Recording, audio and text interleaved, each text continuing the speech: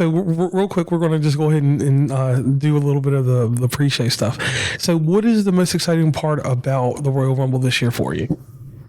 I think the unpredictability, because for the first time in like 40 years, it's got so many stacked people, so many stacked superstars. You have Cena, you have Roman, you have Rey Mysterio, you have so many uncommon people that we haven't seen in the same ring in like the last decade, pretty much. With the unpredictability, that's the best part about the Rumble. And I would say this too. You can agree with me on this with the swerves that have been going on in AEW, and we've heard that Aleister Black is going to, Dave Meltzer hasn't dropped it yet, but everybody in the wrestling circles, we all kind of feel like he's coming back. And I feel like, his contract's up. That's 100%. We know that. Selena Vega got moved to to SmackDown. So it would set him up to be the guy to take out the luchadors, because it would make sense. And I could almost see, and this is going to sound crazy, I could see a little bit after WrestleMania, Murphy coming back. Yeah. Because you also have to think they're both their wives are in WWE. So, I would love a scenario, because we have Penta. If we can get Penta, Murphy, and Aleister Black on the same roster, I don't know how we get there. I don't care how we get there. Put those three in a triple threat and make it happen, because it would be absolute magic. No doubt it would. All right, everybody, we're about to get this show started. I am JR. Let's let that British lady do what she does. WV Uncommon Place. This podcast is a variety podcast that houses numerous series to cover mental health, recording in progress, podcast framework, and various intimate theories to get to know the hosts. Along with occasional movies reviews and dives in pop culture with our event podcast episode. The Uncommon Place digs into bringing guests on that stories don't fit the mold and are very different. WV stands for the great state of West Virginia, and every quarter we cover something in West Virginia. Stacey and myself, JR, are your hosts, so please come along for this venture to Uncommon Place. Now, this is interesting here. I have with me two guests on the show, because I used to do the show with Stacey, but I don't do it with her anymore. I said shit. My bad. I have Lakota Carter with me. Now, Stacey, me and him all have one thing in common. Last year, we all came back from Florida, Royal Rumble, on a plane, a dangerous ass plane, because that plane ride, and y'all can give me y'all's take on this first. Let's do this. When we got to Charleston, that shit started whipping around and turning. Did y'all feel safe? So that was my first time on a plane. Oh, shit. Yeah, my first time ever on a plane. And so when we came into Florida, I don't think you were on my flight coming into Florida, but I can cuss on here, right? Yeah, hell yeah. Okay. That motherfucker needs to get his shit revoked, because he went on the runway and the whole plane damn near bounced. Oh, shit. See, we didn't even... Yeah.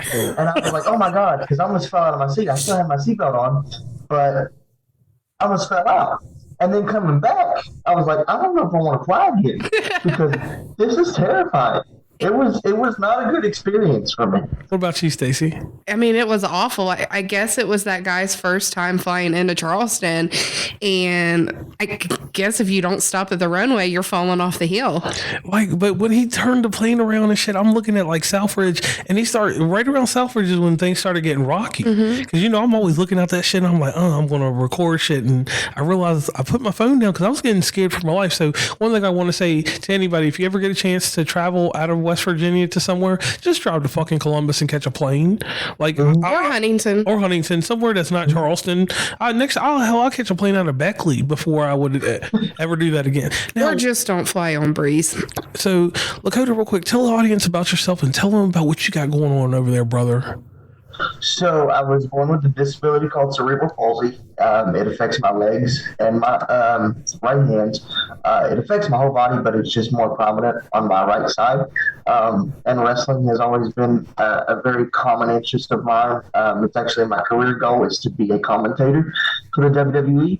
And I think I have the voice and the charismatic personality to do it. So I'm very excited to be on the podcast and watching you guys for a long time, and excited to be here, man. All right, but you forgot some things, man. You forgot some things, brother. You get out there, you play Fortnite, you're a video gamer, you're on TikTok. Yeah. Tell them about you. Tell them about the Brotherhood. So Brotherhood is kind of like our little fake Team 10 that we created a couple of years ago. We stream over on Twitch almost, I wouldn't say consistently every day, but we stream when we can. It's just a group of friends who love video games. So if you guys want to follow our Twitch, it's Brotherhood Entertainment 2. That's all one word and the number 2 at the end. We have our YouTube channel over there. Well, I am starting up my reviews for wrestling shows again. Just reaction videos. The TikTok, if we don't get blackout again, is Lakota Carter 62. I post my thoughts on there. I'm kind of a villain over there because I just don't care what I say. A lot of people get upset at me. But yeah, man, I really enjoy being a content creator, and I feel like somebody of my stature and somebody who has a disability in this community, especially, it's not very common, and when it is, it's just people who are afraid to be themselves. So my goal with Brotherhood Entertainment was to show people it's okay to be different. Just be yourself and have fun with whatever you're doing. Amen to that. And let me say this real quick to you, sir. Thank you for coming on the show. I have followed you. Me and you have been going around for at least, 2 years now? A little bit more than 2 years, yeah. And you're from the greatest place on earth, Logan County, West Virginia. Let me tell you something. In my time, people ran around down there. That's the starting point of the prettiest mountains in West Virginia. I don't care what anybody says. I've traveled all 55 counties with my work. And Logan and Stacey, you've been there with me. They do. You all have. When you get up there and you're going to Fountain Place, I know every time you go there all the time, but it's not captivating to you. But if you come all the way to Parkersburg and then go down there, y'all have the real mountains. All right. Yeah, it's definitely. I didn't appreciate this state until I flew over it. Yeah.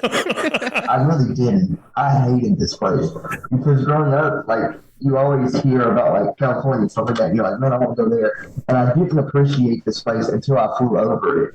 And then I was like, man, life's pretty good. We have some of the most beautiful, mountains in the world in terms of, most people when they come here, they're like, all these people talk funny and all, but people don't understand. They're like, why would you want to stay here? But it's so, kind of especially around here, everybody knows everybody, so it's more of a small town community, and the older I've gotten, the more I appreciate where I come from. So yeah, it's definitely a beautiful place to be. And one thing I want to do real quick is shout out to Chapmanville High School, Logan County High School, and the Man Hillbillies. Shout out to them. And Mingo County, we love y'all too, but Mingo County, we're not talking about y'all. Now, Stacey, what did you want to add to this? Because you're from West Virginia.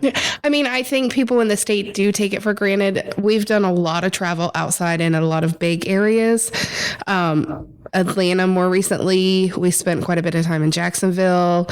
When we were in Atlanta, I missed West Virginia. There were parts where I'm like, dang, I wish we could just slow down, take the time that we need to just enjoy the stars, because you're in the big cities and you can barely see the stars. And I think it's the small things like that we take for granted and don't appreciate when we have them, and it takes us either losing them or not being able to experience them as often, and we miss that. The first snow this year, we weren't home. We were in Florida, I think, and I think they got 12 inches up at home at my house, and I was like, dang it, why wasn't I there for that? But I'm happy with the adventures that we've been able to go on, but sometimes it's those little things that you miss. Now I'll say this to you all, what was crazy to me was when you go to Walmart, some people live 5 or 10 minutes away, but we all live 20, 25 minutes.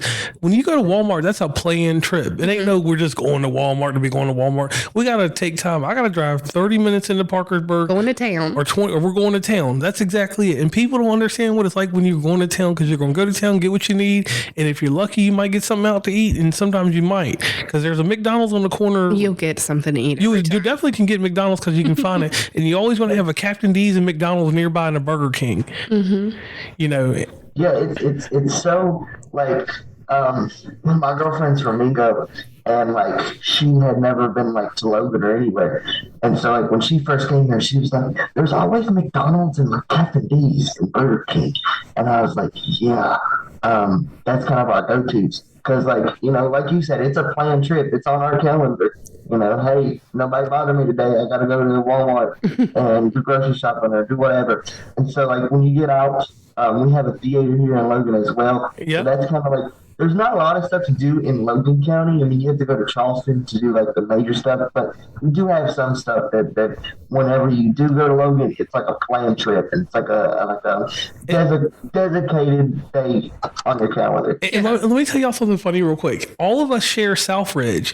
Even where we live, we drive an hour and 25 minutes to Southridge. Everybody has to go to Southridge because that's where your Target's at. That's where your Best Buy's at. And then the other thing now, when I was down in Logan, y'all used to have Gaddy's. Do y'all not have Gaddy's anymore? So Gaddy's got shut down. Damn. It was right. I know, dude. It was devastating to me. It was right across from the movie theater, but then it got shut down, and I was like devastated because like that was my entire childhood. So like I remember seeing the sign down, and I was like, "Dad, what happened to Gaddy's?" And he's like, "You didn't hear?" And I was like, "No, what happened?" He was like, "They shut it down." And I was like having a mental breakdown in the passenger seat of the car. I was like, "How could we do this to us? Like this is the one thing that we asked them not to touch, and they touched it." And yeah, Gaddy's is definitely something not a lot of people know about. So I remember for my birthday, me and my best friend drove like almost 2 hours just to go to a Gaddy's. Yeah, there's one in Kentucky somewhere, and one in Tennessee. What, is it a restaurant? I know. Let me tell you what. Gaddy's would be the equivalency. Remember CC's Pizza? Yeah. Yeah, it's equivalency of that. Okay. And I mean, Gaddy's was like, wasn't there one in Pikeville too? Yeah, I think we went to the one in Pikeville. Yeah, we'll go to one in Pikeville sometime. Okay. Next time we travel down 119. Okay. But 119 the right way. We were down 119 not too long ago, and I was working in Kentucky. I'm sorry that we're going off the rip. Where were we at in Kentucky? Because it was snowed or something happened. Remember? Yeah. Because look, we went down. We stopped by Kat. Because my friend lives in, I got a friend that lives in Pikeville. So we went down to Pikeville, and then we made a left and went somewhere. I don't know. It wasn't Elkhorn City. It was weird because it was all the way up. We had to go all the way up the mountain and down the mountain. And yeah, but either way. To get there, and we almost died. When you get to that part of the country out there, Kentucky's got some beautiful mountains right there too. But either way, let's get to why we're here. The 2025 Royal Rumble is approaching. It's in a few days. And this year, all of us are at home instead of being there. Mm-hmm. And I'm going to be honest with all the audience, and then I'll pass it along to you too. Man, that shit is expensive. Yes.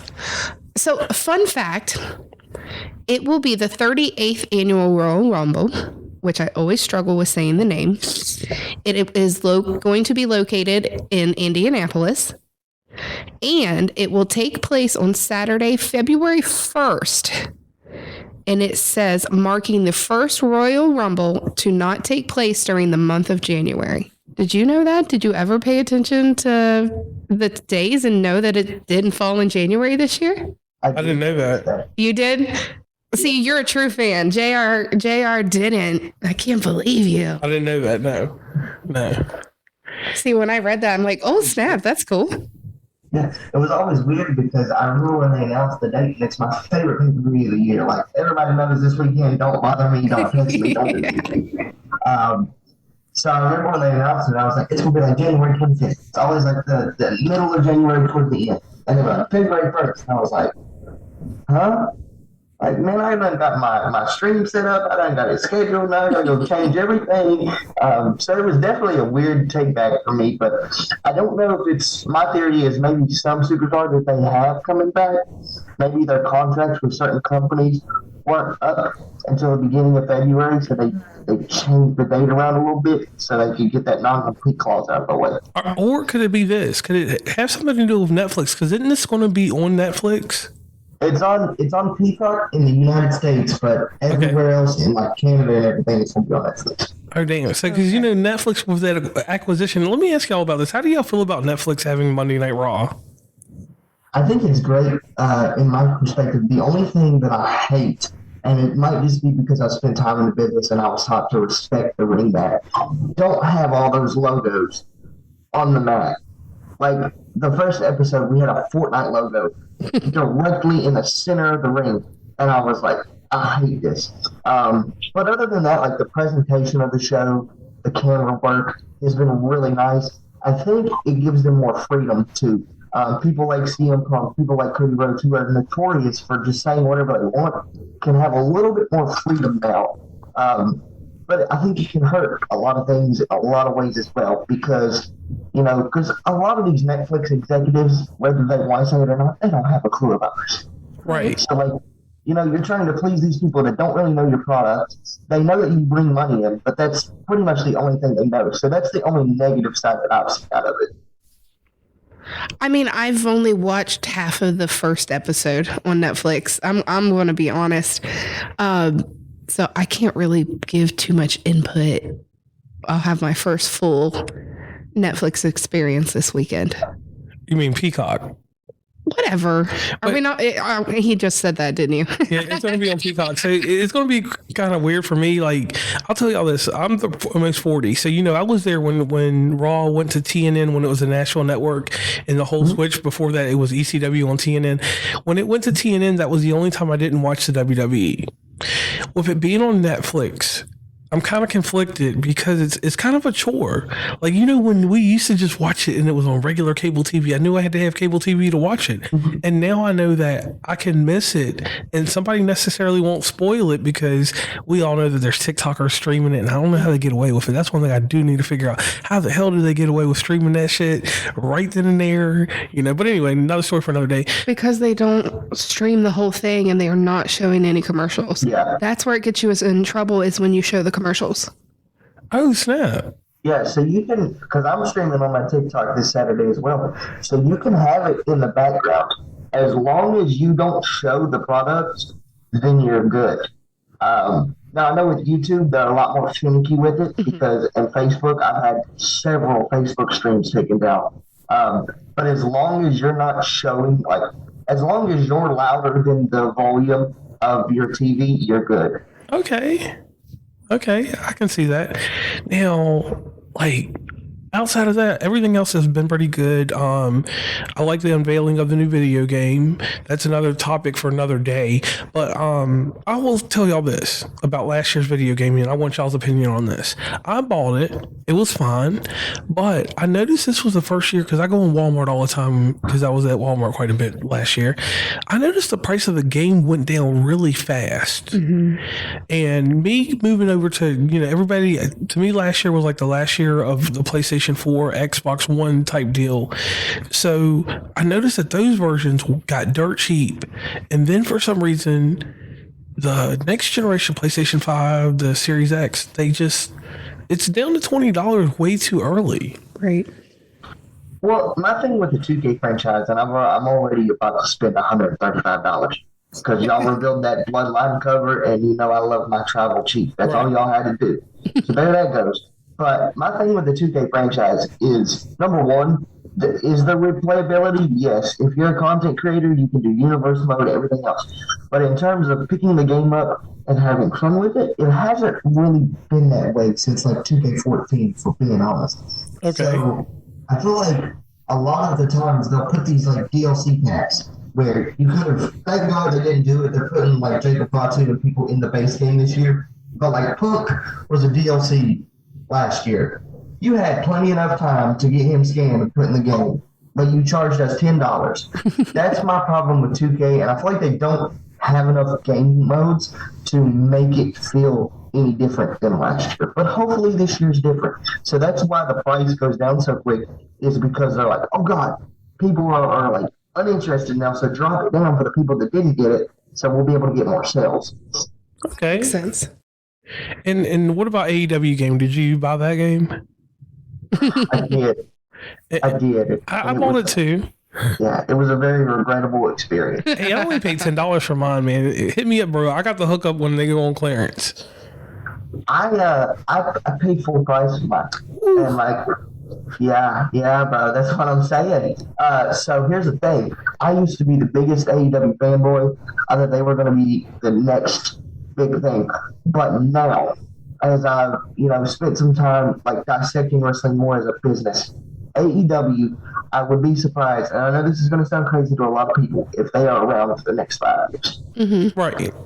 I feel like they're going to plummet. Not like as bad as WCW, but the people like you have Will Ospreay. The only reason that people watch AEW is for Will Ospreay and people from New Japan, because that's their first time seeing people from Japan in the U.S. audience, and they're so accessible now in terms of the stories and storylines, characters. AEW has went from the best to absolute garbage when it comes to professional wrestling. And the video game is a standing testament to that, because it is awful. Horrible. It's awful. Now, I'll say this, like, we were fanboys and fangirls of AEW, like, when it first came out. I think it had more to do with Kenny Omega and John Moxley. All right, John Moxley leaving WWE like that to go to the upstart. So we went and seen the unsanctioned match between him and Kenny Omega where they ripped up the mat in Baltimore. So we were excited. I was really excited. Now, Stacey was a hardcore fan. Her and her nephew, or cousin, I'm sorry, they went to the thing in Charleston when, who was it, the Midnight Express was out there and all that other stuff. And Rock and Roll Express. And think about this. This is crazy. Who won the tag team belts that night? It was SCU. Yeah, and where are they at now?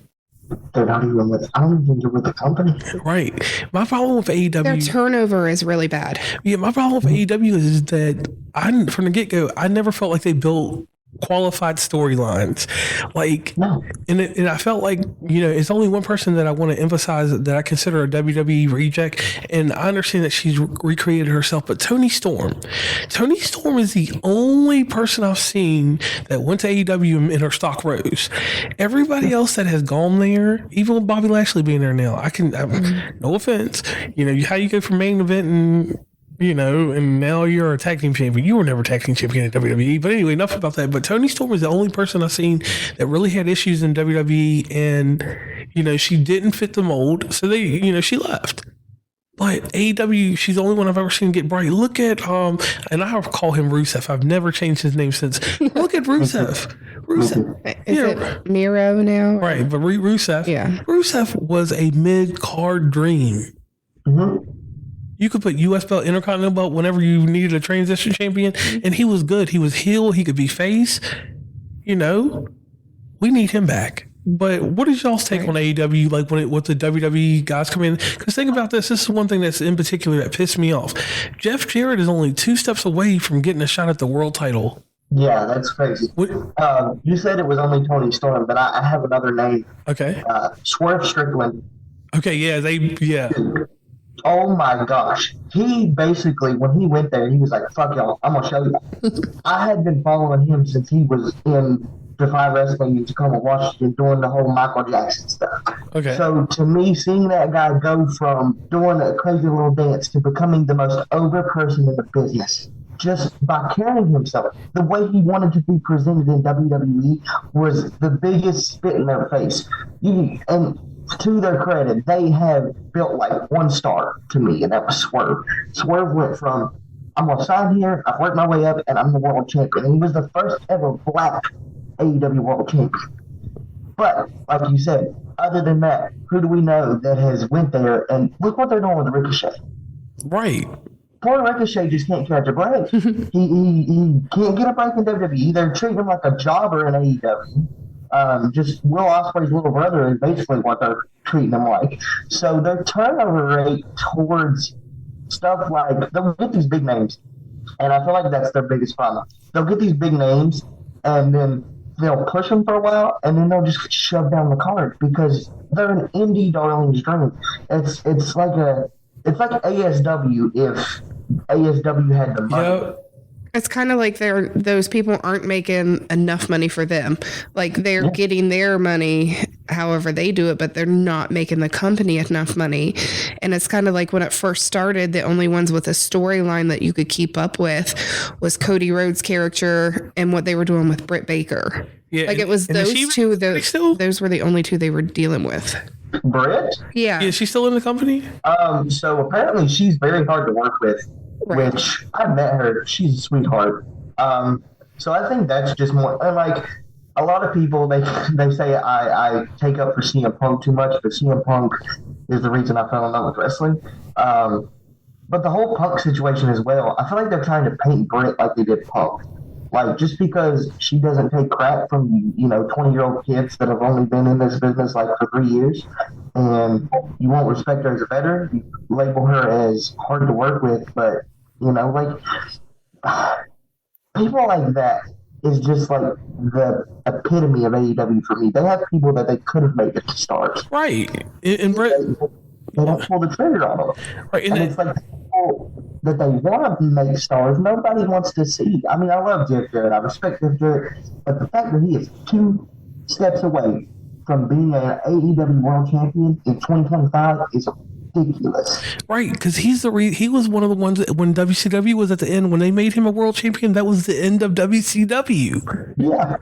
And I mean, nothing on him, but like anyone. Are you saying if he wins, then AEW's gone? Yeah, it's over with. Okay. He is the worst world champion you can have for any company.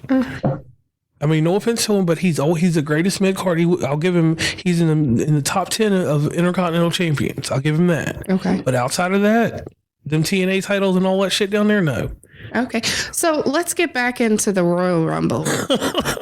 All right. So on Wikipedia, they only have 4 matches set. Like, they have the men's, the women's, they have Cody Rhodes and Kevin Owens doing a ladder match. And then they have DIY and Motor City Machine Guns doing a 2 out of 3 falls match. So is that about accurate? Like, just 3 or just the 4? It seems like it's always a small card every year, because you got to think those Rumbles take an hour to an hour and a half. Right. I remember being there last year, and it felt like the women's Rumble in particular drug on forever. It was so long. So 4 matches is okay. I've seen a lot of people on the internet are like, "Oh, they need to add more," but this pay-per-view carries itself. You have the Rumble matches, and the story between Kevin Owens and Cody Rhodes right now could main event WrestleMania. Okay. It's been that good. So, 4 matches is the correct number right now. Now, let's do this first. Let's go to the Women's Rumble. Who do you have winning it? Oh, man, it's so hard this year. They've only announced 10 out of 30 entrants. Yeah. But the thing is with me, I do think we'll see Jordynne Grace again, and I wouldn't be surprised if she wins it. But I think they're just going to go the typical route, and it's either going to be Charlotte Flair or Becky Lynch. Well, you heard that with Jordynne Grace, that multiple sources are saying on the internet right now that she's already signed to the WWE. Yep. I think she signed on Tuesday or Monday. Yes. One of the two. So I wouldn't be surprised if we see her go in there and win it, because she's an incredible athlete. She's a name that would carry weight. But I think they'll just go this simple route, either go with Becky Lynch or Charlotte Flair. Even though it's predictable, I think that's your safest bet right now. Because who else, other than like Cargill or people like that, would make sense main eventing WrestleMania right now? True. What about you, Stacey? I mean, with the ones there, I mean, like he said, it's Charlotte Flair, Bianca Belair, the ones listed. Becky Lynch isn't even listed yet. But this is Wikipedia, so it could need updated. But they repeat the same people over and over again, so it's going to be one of those 3. Well, my prediction is going to be kind of crazy. I'm going to go with Jade for one reason, and y'all can back me on this or not back me on this. Elimination Chamber. Tiffany Stratton is not going to main event WrestleMania. She's homegrown talent, but you don't put that kind of pressure on someone that young in development. She's a great wrestler to a degree. She's got spots. She reminds me of Charlotte Flair when she first started. But her moonsault's better. Yeah. And the thing is that with Jade, they're always trying to do subliminal smacks to AEW. And what way would it be better to take your homegrown talent that you guys made, that we have, and give her the Rumble? If not, there's going to be some kind of title change at Elimination Chamber. Tiffany Stratton can't take that belt out of there. Nia Jax has moved over to Raw, correctly? And the Raw kind of shake up over there. They're not going to do nothing to Rhea Ripley. Rhea Ripley, if Charlotte Flair wins it, that's who's going to that sets up WrestleMania. And we know Rhea Ripley is going to rip through her her opponent. And the other thing that I've seen is that, no offense to Liz Morgan, she's moved down on the card. She's going to be focused on tag team belts. Is Natty still wrestling? Yeah, I think she's sporadic. I don't think she's like full time anymore. I think she's on that schedule. But yeah, I would like to see her do so. I thought she would win the first ever women's Intercontinental Championship. I thought that was a great spot for her. Right. But they didn't pull the trigger with her. But yeah, I think Cargill is just such an amazing talent. And you're right, what better gig would that be? But I disagree with you with Tiffany Stratton. Tiffany Stratton in the last year and a half, she reminds me of Kurt Angle. I know that's going to sound crazy to most people, but the way that she picked up the business and she understands it, because how over is she right now? She's super over. Every building she goes into, the place goes crazy. Insane. So if it was somebody that didn't know how to work and didn't know what it's like to get over, I could see your point where they're like, you don't put that pressure. But Tiffany has shown that she strives under pressure. So I could see her in a main event spot at WrestleMania. Against who? I would love to see her in Charlotte. Or a little out of pocket. I don't know if it'll ever happen. But give me Tiffany Stratton versus AJ Lee. If AJ Lee was a surprise entrant in that, and that was one thing I wanted to get y'all's take. Let's start with you, Lakota. Surprise entrance in the women's Royal Rumble. Well, my heart wants to say AJ Lee because she's my favorite female wrestler of all time. I think we'll see a couple TNA like Muscle Slamovich. Jordan Grace is almost a guarantee. I think Nikki Bella will be in there at some point. I don't think we really had Alexa Bliss, maybe. But there's not really big names that they can bring back. Because, that was the problem with the first couple women's rumbles is you just fill half of your spots with people from NXT and people from your main roster. And then you brought all these legends back that it was cool, but what were they going to do after that? Right. And I was always taught by Chance Prophet that if you bring somebody back, make them have value. Don't just make it a cheap pop. And that's all those first two women's rumbles were. So I think we're in the era where surprise entrances will get less and less, but I think we will have a couple. I think they dropped the ball whenever they stopped with the whole where they did the women's pay-per-view thing. Mm-hmm. After that event, the women kind of went under the radar again. It's like, hey, we don't really care about you anymore. Well, I tell everybody, TNA has the best women's division, hands down. That's another episode for another day. We'll have to do that one day. Now, what about you? Any surprise entrants? I don't remember half of them. I don't think any of the Bella twins are going to come back anytime soon. Especially with what's going on in Nikki's personal life. Okay. But I do see. I don't even look for Brie to come back unless Daniel Bryan came back over to WWE. They're not gonna open her up. Right, but that's what I'm saying though. I don't think that she would come back unless Daniel Bryan came back. Right. For some reason, I feel like Lita or Trish Stratus may make a surprise entrance. They always do every year, don't they? They come back some capacity, but I could see Trish Stratus coming back because there's enough heat with her. She left a hot storyline when she left the last time, and there's up and coming wrestlers that she can build up, and she doesn't mind building them up, so they don't mind bringing her back. But other than that, that's all I can go on. Now let's move over to this World Heavyweight Championship match real quick, and we'll go to the men's in a second because y'all know that's going to be big. Kevin Owens with the wing belt, and we have Cody Rhodes with the regular belt, the belt that whatever belt he's they call it the undisputed. The garbage belt. Right? Yeah, the garbage. Yeah, the garbage belt. How do y'all see this playing out? Well, I feel like my big takeaway with the storyline, I hate when moves are just used over and over, and the fact that they have protected the power driver once again like it was in the 90s and early 80s is so special. I think Kevin Owens has been an absolute amazing heel during this whole thing. The fact that he's right. Let's be honest here. Kevin Owens, and you don't see that a lot in storylines. It's like the good guy has to win. But actually, Kevin Owens has every right to be upset and angry and mad. And that's what makes the best heels is when they have some sort of relatability. And this story, just the promo work from Cody Rhodes is always good. But the story of him being angry, every chance he gets, he's like, I'm going to hurt him. We've never seen that side of Cody in WWE. We've seen him in Ring of Honor with Bullet Club. But we've never seen that kind of aggressiveness from Cody. So I'm really excited for this match. So who's your winner? I think Cody. But the only reason I say that is because I feel like we're going to get Cena and Cody at Mania. Because it wouldn't make much sense for Kevin Owens just to win. Right. You know? So I feel like Cody gets it. But what I'm praying and hoping happens is get rid of that piece of trash championship that Cody has now. And just, what is going on with my printer? Sorry about that, you guys. But just have them carry the Winged Eagle from now on, because it's the greatest championship other than the 10 pounds of gold we have ever had. Okay, and what about you, Stacey? Who's going to win? I think that they're going to have Cody win, but I'm kind of rooting for Kevin Owens. And I'm saying we're all on a round table on that one, because here's the thing. Cody Rhodes has two options. And the two options are he's not going to lose. He's going to be safe at Elimination Chamber. We already know that.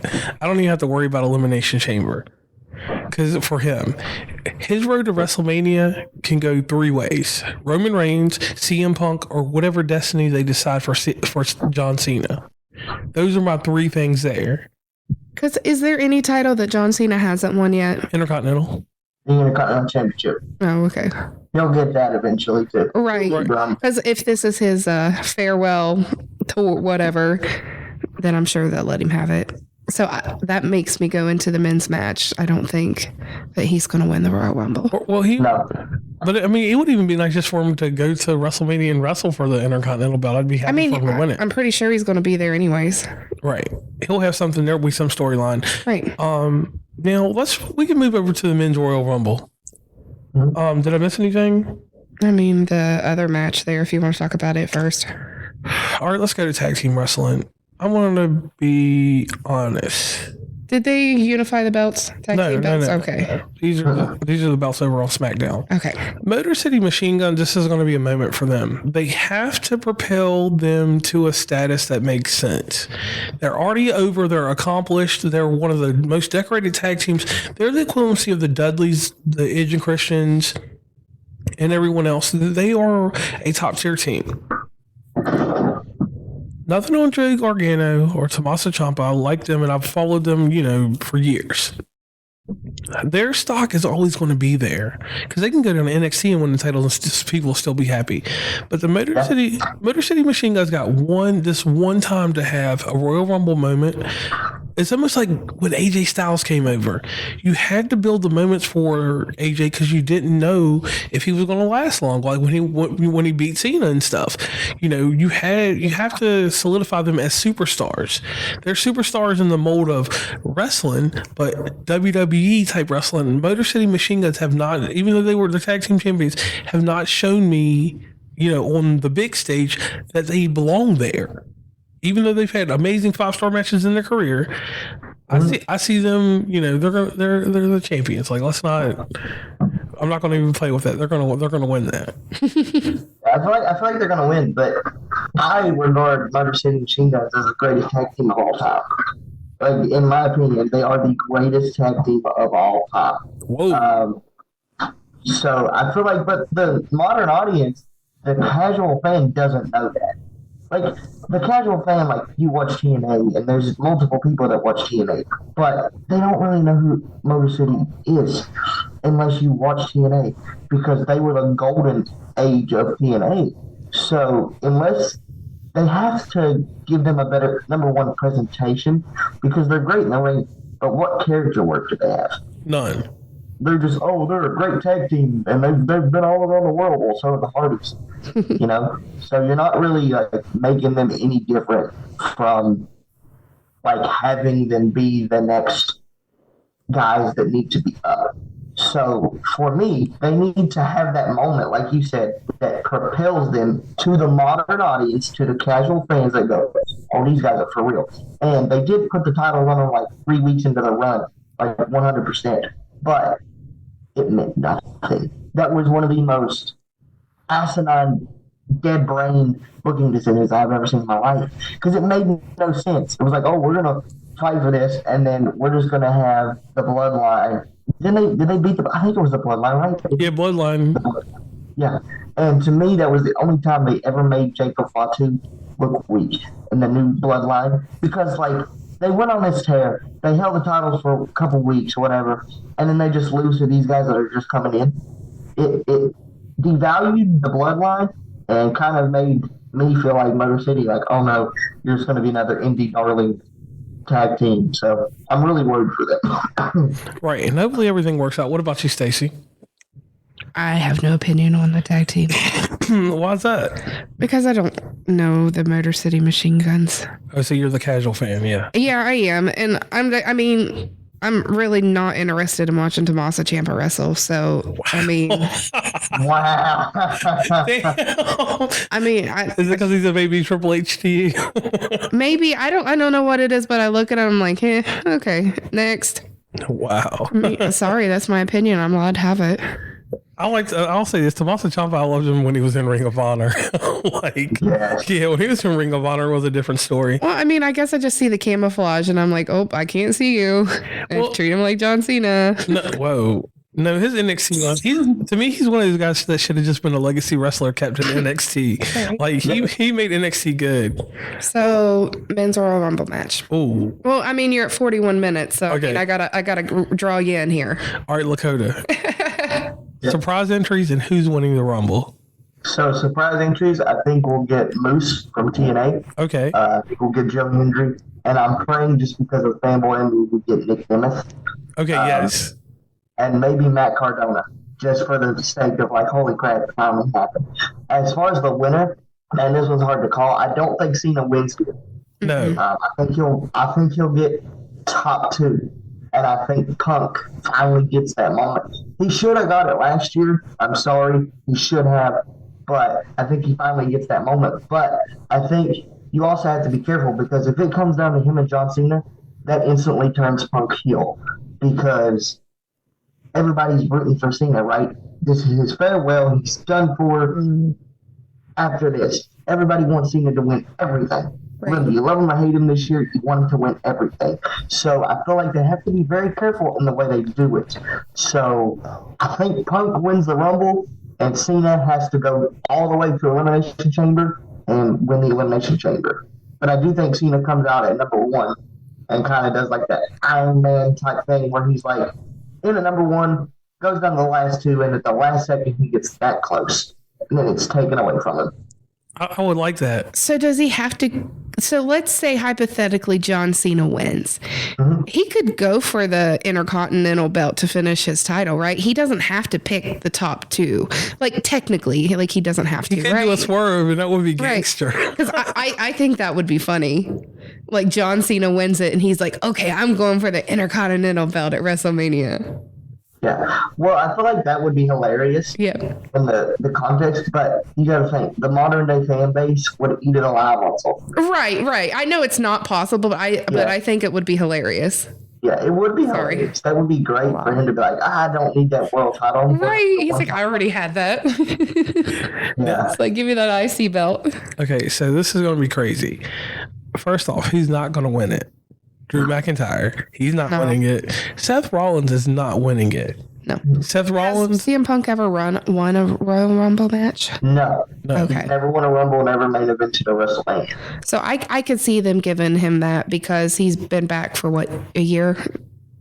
Right, and this is we don't know if this is his final go round. No offense to him, he's fragile. Right, he looks. So we have to be careful. We have to be careful because he could turn the wrong way like he did in the Rumble and get injured. Injure his neck again. Yeah. So the thing there is, we need CM Punk to win it. I want him to win it, but here's my problem. How do you build up a storyline for Roman Reigns? Does Roman Reigns, his tribal chief stuff, he's the tribal chief. And we all allude to, we all dance around the fact that we know that The Rock is not going to be at WrestleMania wrestling. But I don't know about it. But the problem is, if he gets a storyline with The Rock, then he doesn't need to be in the main event. Right. But we all know that he wants to even the score with Cody. But, like you said, CM Punk winning... And then somehow, this is my take. CM Punk wins, Roman Reigns wins at the Elimination Chamber, and then we get that cash in that Paul Heyman owes to, CM Punk. And then CM Punk goes back to being the heel that we all love. And, that's when the ice cream bars come back. Yeah, I could see that. But for me, like, I'm a huge Jacob Fatu fan. So the way that I wanted to book Roman for Mania is you have him go in the Rumble, right? And Jacob Fatu is phenomenal. Jacob Fatu should be world champion right now. I will say that to the day I die. United States champion, but go ahead. No, he should be world champion right now. People don't understand how good he actually is. So I feel like you could easily do, like, Jacob goes after Roman and just beats the ever-loving shit out of him at the Rumble. Tosses him out and looks down at the Ulafala and looks back at Roman. And there's your match for Mania. Watch him not even be in it, and he's just going to come out and just throw him out to be a thug. Yeah, I could see that too. Yeah, I could definitely see that. Here comes the whoever is part of the bloodline, and it's like, nope, Roman Reigns is out. You're not getting your chance. No, is everybody coming back from? There's somebody coming back from injury too, in the bloodline. You got Tonga Loa, I think. Yeah. Yeah, so I think he might be an intern in there. Tama Tonga is phenomenal. Yes. I mean, he got a freaking, I want to call it a Tourette's gimmick, but I don't know what it is. I don't know if it's him just being special or what, but, like, he got that over. Like, everybody does it. And I think they're great. I think I'm really worried about the bloodline because I don't want it to be an NWO WCW thing where, like, oh, we got 3 different branches, and this is, it's more like a motorcycle gang other than, a group. And I feel like that's the direction we're going in. They were supposed to even do a tribal chief championship, but that got scrapped. Thank the Lord. Yeah. So I'm really worried about the bloodline, but it's going to be a great Rumble this year, so I'm excited. All right, and Lakota, thank you for coming on here. And you'll have to definitely come back on here. We'll have to do some more insightful stuff. And then when we do the live stream sometimes, we'll definitely have to have you on for that. And I will say this. We will have to come back, all 3 of us, and we will do a SummerSlam show, no doubt. We may be able to do something for Elimination Chamber because Elimination Chamber is going to be a tough pill to swallow. I guess I'm going to have to start watching some more with you. Yeah, you're going to have to get back into it. So, like always, I thank you, Lakota, for coming on. Thank you, Stacey, for coming on. Let's let that British lady do what she does, and she's going to end the show. Please follow WV Uncommonplace on Instagram, Tumblr, Twitter, TikTok, where we have some great content, Facebook, LinkedIn. Hit up the merch store at onecommonplace.square.site. Join the email list from the website and rate, subscribe, and give feedback from your favorite podcatcher. And lastly, thanks for listening and tune into the next episode.